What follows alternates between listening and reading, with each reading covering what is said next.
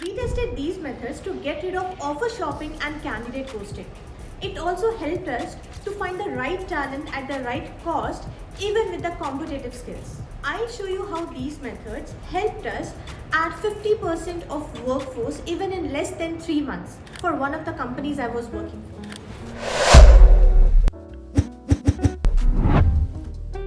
Hi everyone, my name is Shruti Shetty and I'm the proud founder of TeamEngine. We are here to tackle the human capital management challenges of SMEs and enterprises. Full cycle hire to retire flow. Whether your team is sitting in your own city or scattered around the globe, we have the proven playbooks for each one of it. In today's video, we are going to talk about the 6 steps recruitment process that is methods to madness. On fire mostly gets substandard talent at a much higher price. That is because when we offer shop with them. What is worse, when they still ghost you and join some other company. But before going into details, let's decide what you're exactly looking for.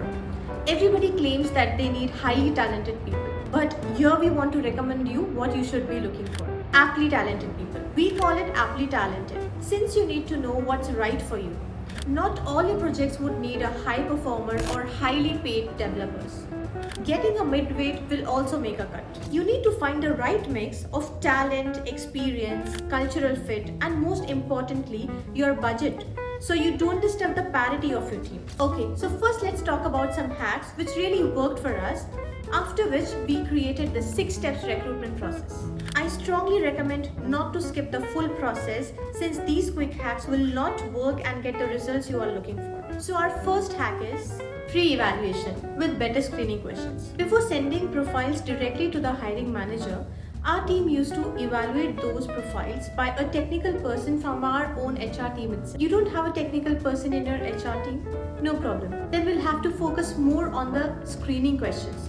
We'll have to design these screening questions directly with the hiring managers depending upon the exact requirements of the project. By doing this method, the L1 rejection rate decreased drastically, and in return, the hiring managers wrote emails on appreciating our hard work. We have attached a free template of the screening questions down in the description box. The second hack is reduction of friction. Let's acknowledge and agree that candidates don't like going through 5 to 7 rounds of interviews and assignments. They would simply vanish without even letting you know about it. Instead, consider reducing the number of interviews.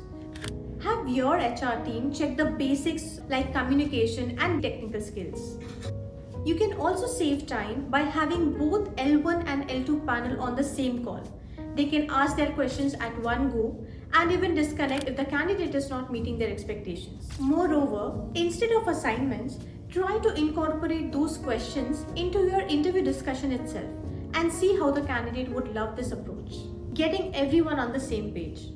The most basic yet very risky situation is when your recruiters and the interview panel are not in sync. Imagine everyone running in different directions and gets nothing but frustration. If you are the CEO or HR, then please pitch in and ensure that the team knows what exactly they are looking for.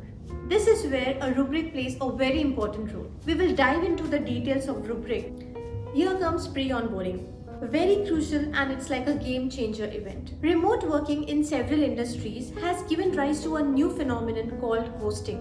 People who accept your offer, sign all the contracts, on the day of joining, suddenly stop responding to your calls and go cold on you. Setting right expectations. Hiring managers are the ones who create the requirement, but it is the job of the HR to correct it and alter the requirement wherever needed as per the current market trends and availabilities.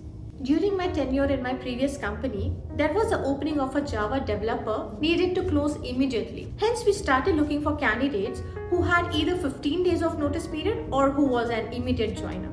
This led to filter out pretty good profiles who had 20 or 25 days of notice period. Unfortunately, it reduced the pool so much that the requirement stayed on for even more than 40 days until one of the senior management intervened and set the right expectations. I understand you may not have exactly the same problems. This is why we prefer a process-driven approach which will help in mitigating all your issues. We have decided to create a free mini course on our 6-step recruitment process, which we will soon release on our channel. If you found value in this video, please support us by liking and subscribing to our channel. Also, please share in the comments what would you like us to make our next video on, or if you have any follow-up questions in this video. Spread the love by sharing this with other HR professionals in the industry. I promise you they will love you for it. If you need us to help you with speeding up with your recruitment or looking for a highly talented experts on a part-time basis or building remote teams, we will love to work with you. Just clicking on the Get Started button, fill in your next details and we will get back to you. Or simply drop us a WhatsApp message and we will revert back immediately. See you on the other side.